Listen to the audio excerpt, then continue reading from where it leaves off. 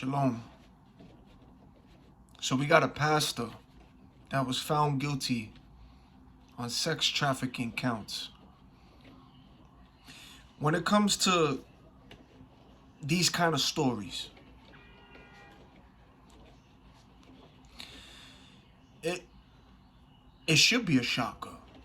It makes you wonder and ask yourself, how come the news and the media won't cover stories like this? Why they won't cover that? Why you won't hear these kind of stories on your local news station and the media? Why? Wherever you live at, why aren't these stories talked about and brought to the world's attention on these local news stations? Wherever all of y'all live at, y'all local news station don't talk about stuff like this. No, of course not. This is why I tell y'all, YouTube is the news right here. You're gonna get the truth on YouTube. This is the TV right here. This is where you get the truth. Truth ain't advertised on in the news and the media. You're gonna get some stuff here on YouTube, on TikTok, social media. That's where you're gonna get stuff that the news and media won't talk about. So, you know, the only thing the news and the media wants to talk about is celebrity gossip, unnecessary stories. Oh, a lot of black on black crimes, white on black, cops either killing black people, or a situation might happen where the news is gonna show this kind of story all over the world, so that way, they can have the world protest on the street for something. But we have stories like this that happen, and not once will your local news and media, they won't cover it. This is the real issue. Divide and conquer tactics are used by the government, and we know the news and media only push out what they are told to push out to the media. And they want us to continue to fight against one another while they continue to corrupt and create more rules for you and continue to take more of your taxes, your money, to fund them into illegal covert operations. Of course, they won't cover these sex trafficking stories when it comes to pastors, teachers, governments, politicians, etc. They distract you with other things, so you won't come across these kind of stories. Catholic priest Michael Jude of Mansfield and Fremont was found guilty of all 5 counts of sex trafficking, 2 of which involved victims who were minors. The allegations spanned for 15 years. The trial began May 2nd in the U.S. District Court in the Northern District of Ohio in Toledo. Michael Jude was wearing a suit and showing no emotion, and was handcuffed by a U.S. Marshal and led out of the courtroom. You know what I find interesting? Is that the FBI, U.S. Marshals, they know exactly who to arrest. And they are arresting certain individuals in these trafficking situations. But when it comes to Epstein, and when it comes to these big names, there's no arrests made. I guess they go after the small fish involved. I'm going to take a guess here and say that allegedly they are all involved and they participate together to blackmail one another. And then when that person in the group doesn't meet their demands, or just does something that they decide in a group who is going to be the sacrifice, I also believe that the big timers who hasn't been caught are paying and doing things to keep out the loot, just like P. Diddy situation. You see, Diddy was smart and wrong for what he's being allegedly accused for. Alright, the whole thing is just wrong, the whole thing. But he was smart. He, as you look at his situation, you look at him and you could tell he's the sacrifice for the higher ups, for the group that participate in all this madness, right? But the reason it's taking longer is because Diddy hit them all with a surprise. The allegedly hidden cameras that he had in his crib to record his freak-off parties, which had celebrities, actors, athletes, pastors, politicians, and princes in these parties. He had cameras in these rooms, hidden small cameras, and he recorded a whole bunch of people. If y'all think that raid was just a raid for Diddy, think again. Use your subconscious mind. Think. You know what I'm saying? Start thinking out the box a bit. That raid, and I'm going to use the word allegedly, was to collect and find evidence on who was on those tapes.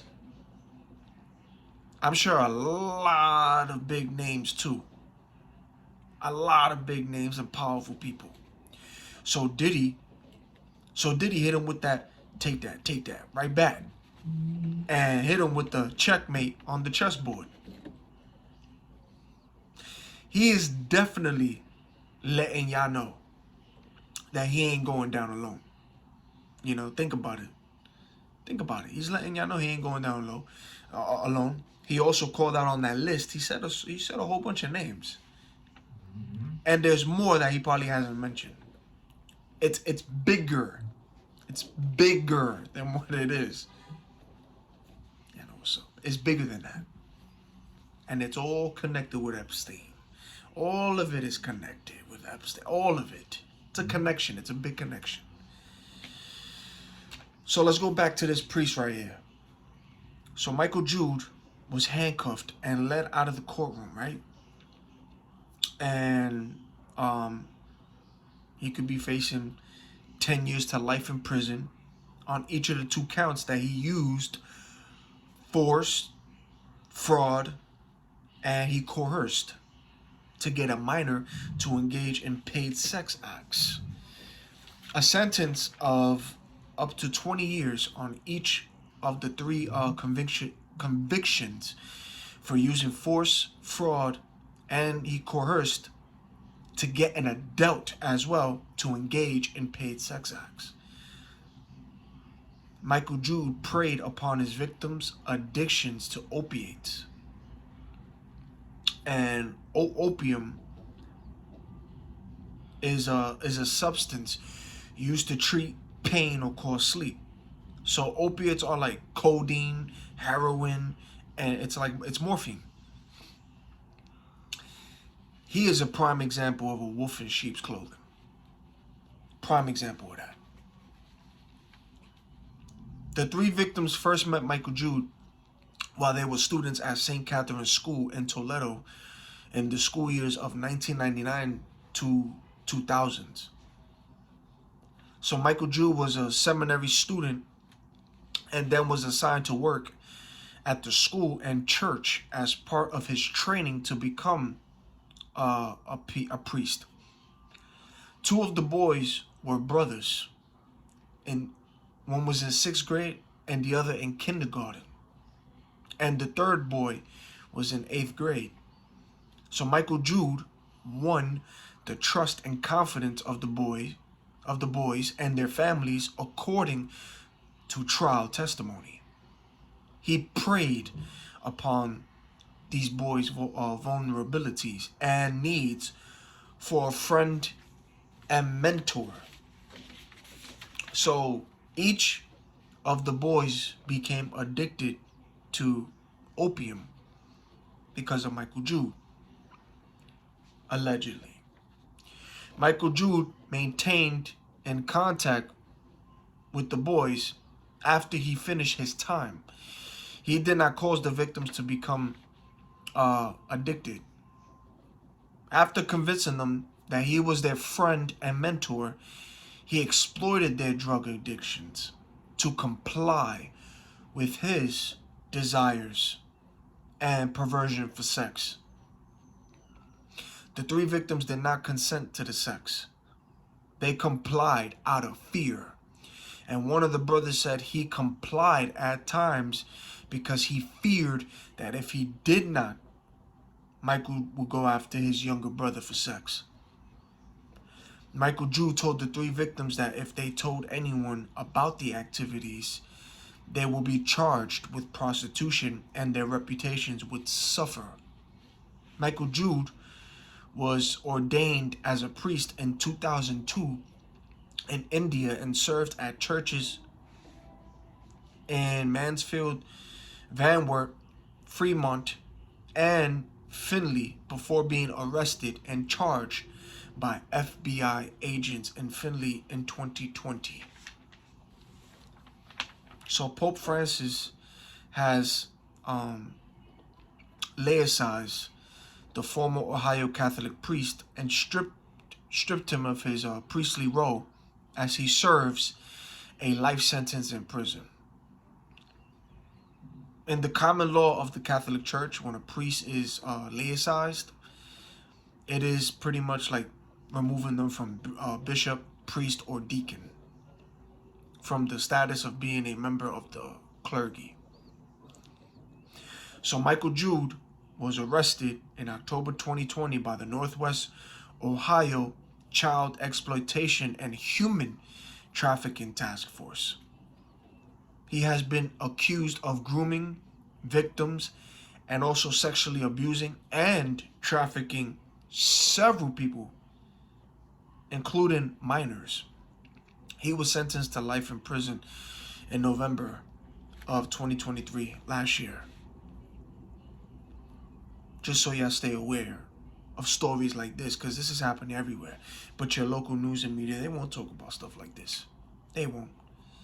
But you know, when I come across stories like that, I am going to share it and bring it to your attention so you guys can be aware that this world ain't pretty. This world it's evil, yo. It's really evil. And especially if y'all have kids, little children, you have to like really hold on to them, stay in prayer. Pray over yourself, but pray over your children, your home. Pray over them as well. Pray over them as well, because they are the targets. Children, believe it or not, they are the targets. And parents, you have to be aware of this stuff happening in the world. That's why y'all can't just trust anybody. You can't just allow anybody into your home as well. You can't. In today's time, you can't. You don't know who you allowing into your space, into your house. You don't know.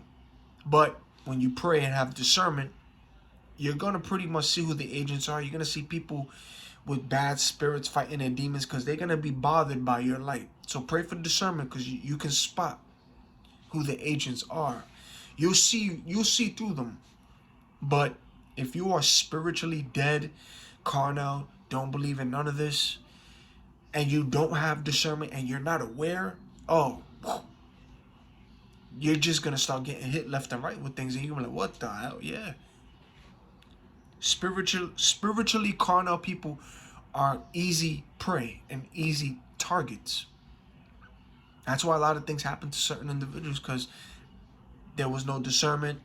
They didn't really, they weren't observant or observing their surroundings, and they don't trust their intuitions, their discernment. People who don't have that, pray for that, man, because it's no joke out here. But when you have discernment, and when you pray on it, and when you're in connections and relationship with the Most High, you're going to be able to see who is who. And you're also going to feel it. So, parents with children, sit down with your kids. Let them know what's going on in this world. Let them know to don't trust anybody. Pray over them. Be real with them. Let them know, because it's not only, in your house. You got pastors, you got teachers, you got people in government, politicians. They get hit with this kind of stuff. It's everywhere. Let them know what's up. Protect yourself and protect your children. And also teach them so that way they can defend themselves too and be aware. But let me tell you something. When you pray over your children, there is a fire that's around them. The Ruach HaKodesh fires and encamps not only yourself but your children too. And also pray for a hedge of protection. When you pray for that, in the spirit realm, a witch, a warlock, a person who has demons in them that's trying to target children, or see that noise campaign, because I'm about to put you on noise campaign. These people that operate in darkness and also are possessed with demons, and also demons, because we know they shapeshift into humans too. They can shapeshift and look like a human, an animal. We know that's how deep this gets, that not only humans walk this earth, fallen angels, demons, they take the form as well. So when you pray, right, and you pray over your children, you pray over yourself, you ask for a hedge of protection, the Ruach HaKodesh, which is the Holy Spirit, it encamps you with fire. So a witch and a warlock, right, which is why you always got to pray for your children, because even in school, in classes, you got teachers who operate in darkness, and they look at kids and they try to cast spells on children too. That's how real this gets. Teachers who operate in darkness will try to cast spells on children. Now, these people operating in darkness, they can see and they can tell when it's a child that's from the Most High, and they can tell when it's a child that somebody is praying over this child, and that child is also in prayer. They can see that.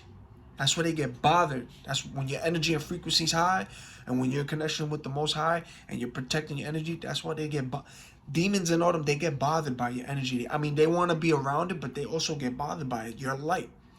So when these people operate in darkness, and somebody is praying over you, praying over your child, they know.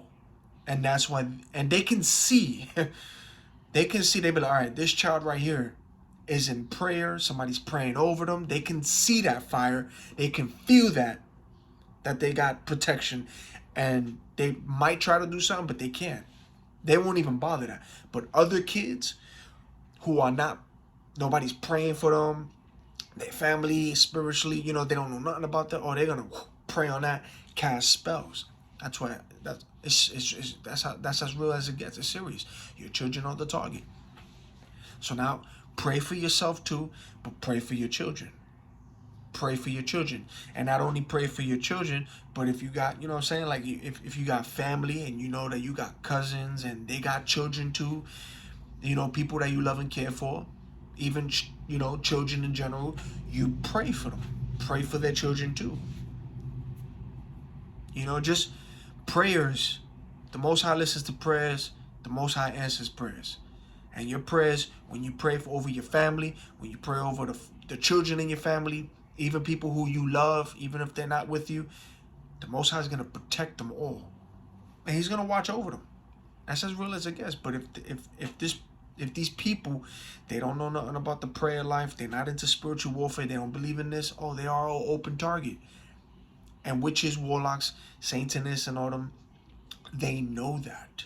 Even demons too, they know who's in the light and who's not. They can feel energy there. I'm telling you. That's why children is the target. So that's why you heard that noise campaign. Pray for a hedge of protection over you, your children, your home, your items, your belongings. Like, pray for a hedge of protection, and the Ruach Hakodesh is gonna surround you with fire, surround your children with fire too.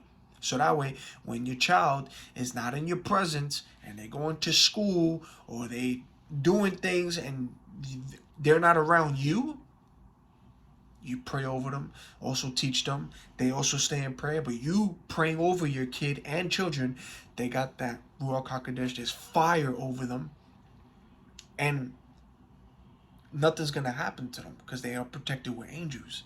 And there's a fire around them, and even if somebody might try to, they won't even get close to you or your child because they're going to know. The angels was coming down there quick, bam, destroying them. That's as real as it gets, man. It's really it's spiritual warfare. Spiritual warfare. So yeah, if I come across more stories, y'all know what's up already. I'm gonna share it with you too. The media doesn't talk about this. They don't. They don't cover this. And ask yourself, why does the local news don't cover that? They want to distract you.